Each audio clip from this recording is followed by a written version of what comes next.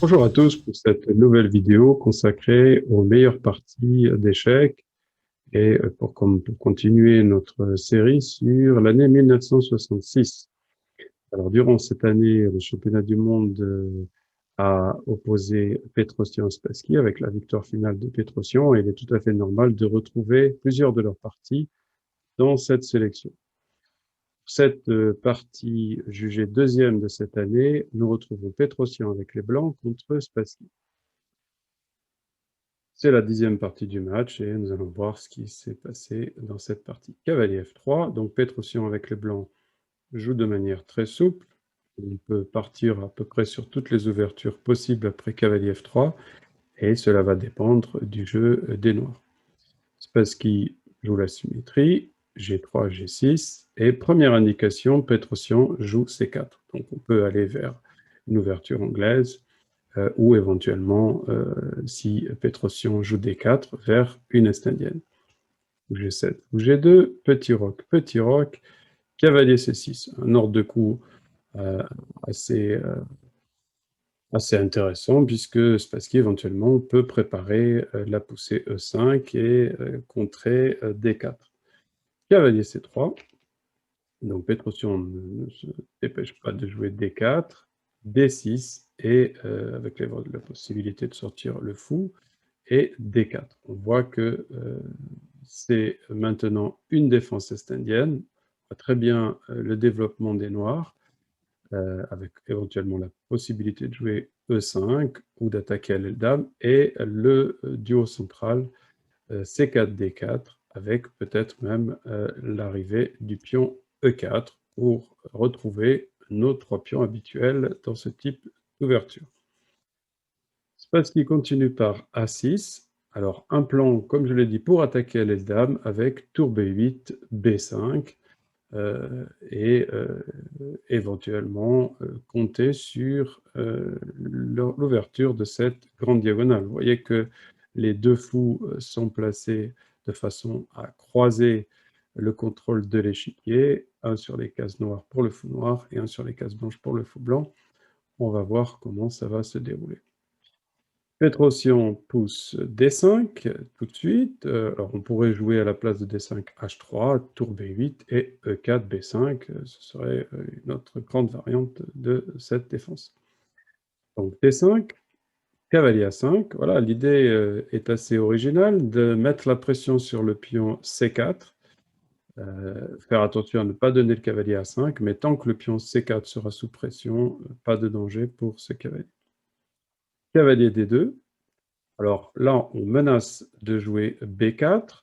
On peut regarder si les blancs avaient joué B3. Alors, ce ne serait pas contré par cavalier prend D5, qui serait une erreur, puisqu'après cavalier prend D5, fou prend A1, fou D2, eh bien, on aurait une attaque double sur le cavalier et sur le fou, et les noirs perdraient du matériel. Après B3, on peut jouer C5, et forte chance qu'on se retrouve dans la partie, dans le même schéma que la partie. Cavalier D2, C5. Donc là, il est important de contrôler la case B4. Les blancs peuvent jouer la prise en passant, hein, je le rappelle, un pion qui avance de 2 cases peut être pris par un pion sur la colonne adjacente, mais après cavalier prend C6, pas de problème pour les noirs. Vous pourrez jouer B3 aussi, et après cavalier prend D5. Là, par contre, on se retrouverait avec une difficulté pour les blancs, puisque après cavalier prend D5, eh bien, vous voyez qu'on va perdre la qualité, et après pion prend D5, on va simplement perdre un pion. Donc, D5, B3, pardon, est à déconseiller. Dame C2. Après Dame C2, les noirs ont plusieurs choix. Et ils peuvent jouer tour B8, B3, B5 ou B2, B prend C4. Donc l'ouverture de la colonne B peut leur servir de contre-jeu. On voit qu'il y a des fois des menaces qui peuvent apparaître, voire même des sacrifices de qualité. Bon, pas pour l'instant. Mais Spassky décide de jouer E5. Donc il veut construire une attaque, plutôt, à l'aile roi. En fait, il va jouer à l'aile roi et à l'aile dame, une façon de jouer très ambitieuse. B3. Ah, on pouvait aussi jouer la prise en passant, mais là, ça apporterait pas grand-chose non plus, puisqu'après fou prend 6, je crois que le pion C4 serait attaqué, et puis des possibilités de jouer de manière très dynamique avec les noirs. Donc B3, Petrosian garde une structure figée. Cavalier G4. Alors, Spassky veut jouer F5, joue un coup un peu provocateur, puisque les blancs pourraient jouer H3, on jouerait cavalier H6, et on continuerait à pousser F5. Et après F4 ou E4, on aurait provoqué un affaiblissement de H3 et de G3. Donc Petrosian ne joue pas comme ça. Il décide de jouer E4, et on voit une opposition frontale, hein, entre des trois pions noirs, un peu en triangle inversé, contre trois pions blancs. Et pour l'instant, les deux fous fianchetto sont totalement enfermés. On va voir qui va réussir à libérer son fou. F5, comme prévu. Pion prend F5, donnant le choix aux noirs de prendre avec le pion ou de prendre avec le fou, mais s'ils font fou prend F5, eh bien, ils donnent le contrôle de la case E4 aux blancs, qui peuvent installer un cavalier qui va leur servir un peu de tête de pont. Hein, vous voyez que ce cavalier contrôle beaucoup de choses, peut même permettre au fou de venir embêter les noirs, pas tout de suite parce que le cavalier est cloué, la dame serait sans protection, mais évidemment, on peut préparer cela.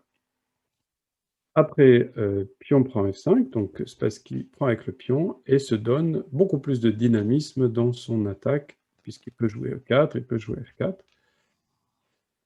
Dans cette position, Petrosian joue cavalier D1, probablement pas le meilleur, il aurait pu jouer fou B2. Hein. Je précise ici que dans cette position, à la place de cavalier D1, eh ben, il ne faut pas perdre de vue que si on joue F3, ce serait une gaffe, hein, puisqu'on donnerait la possibilité au noir de faire une fourchette.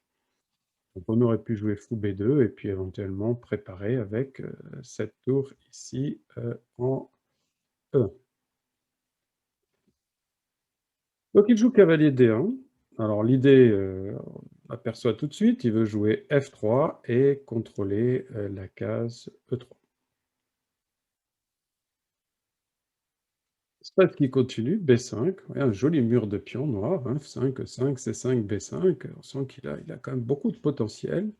F3, comme prévu, chassant le cavalier G4, ça c'est un bon conseil à donner à tout le monde. Lorsque vous avez une pièce adverse dans votre camp, dans votre moitié de camp, eh bien, essayez de la repousser le plus vite possible.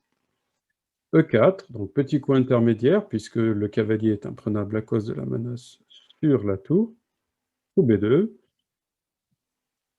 plusieurs échanges, voilà, le pion en F3, le pion en B2. Donc, il est important de voir que Petrosian a maintenant la dame sur la diagonale. Bien sûr, on ne pouvait toujours pas prendre avec le cavalier en B2 à cause de cavalier E3, il ne faut pas oublier cette menace, mais dame prend B2 devient intéressant avec cette grande diagonale, hein, ici, et que Spassky va fermer tout de suite avec un cavalier posté de façon majestueuse en E5 qui attaque aussi le pion C4. Maintenant, le pion C4 est en danger, attaqué 3 fois, protégé seulement par le pion B3 et le cavalier D2, et Petrosian a reculé son fou en E2.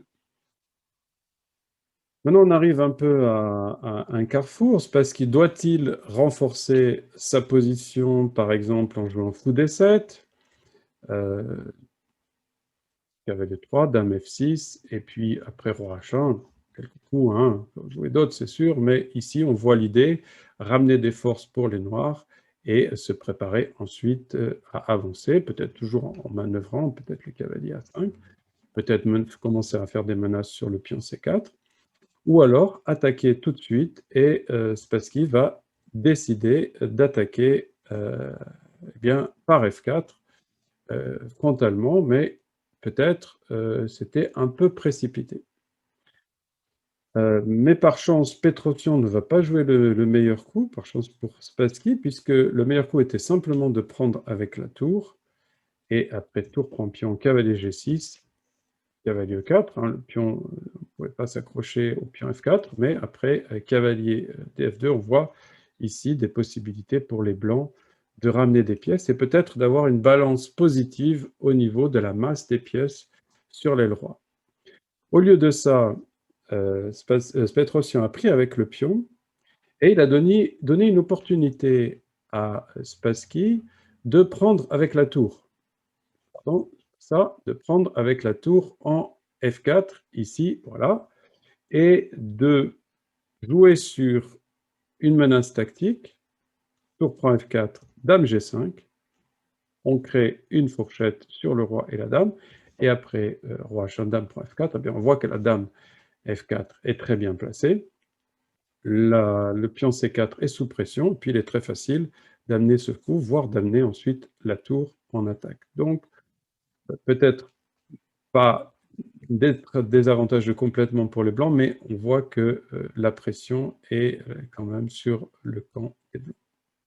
Au lieu de ça, dans cette position, Spassky a joué fou H3, donc il n'a pas pris en F4 avec la tour, il a joué fou H3, et Petrosian a immédiatement réagi en donnant la qualité. Très joli coup, puisque pense que le pion F4, que la masse de pièces qu'il va pouvoir amener sur l'aile roi, quitte à donner un peu de matériel, sera décisive pour son attaque. Et c'est ce qui va marcher, puisque Spassky va accepter la qualité, il va prendre F1. Il aurait dû continuer à nouveau par tour prend F4, c'était encore possible, ici, hein, puisque le cavalier G2 ne peut pas défendre, puisque dame prend G2 mat.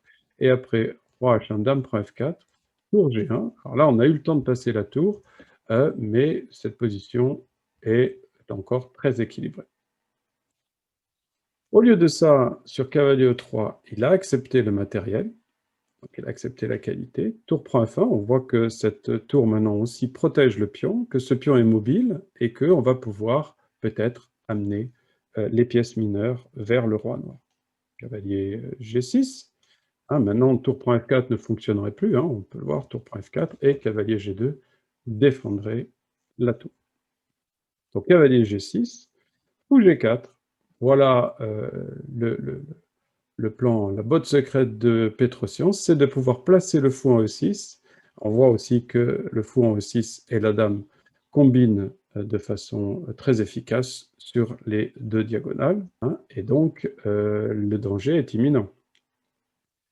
Alors les noirs peuvent, avec une défense assez précise, peut-être résister, dame F6, hein, il faut couper cette diagonale, et après fou H6, E6, roi H8, échange des dames, il n'y a pas mieux, F5, et l'arrivée du cavalier en E4 donne une finale, somme toute, agréable pour les blancs. Mais, évidemment, on n'est pas encore dans une victoire très claire.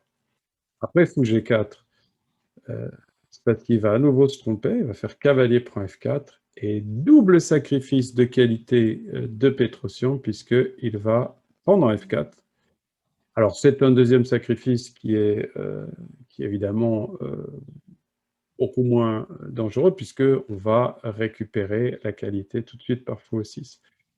Alors, peut-être que ici, Spassky aurait dû refuser cette qualité, mais ce n'est pas facile. Peut-être dame G5, puisqu'on cloue, hein, le fou pour éviter roi E6, et peut-être ici essayer de tenir, mais maintenant, les blancs, après tour E4, par exemple, ont l'avantage matériel, puisqu'ils ont deux pièces, hein, contre une tour.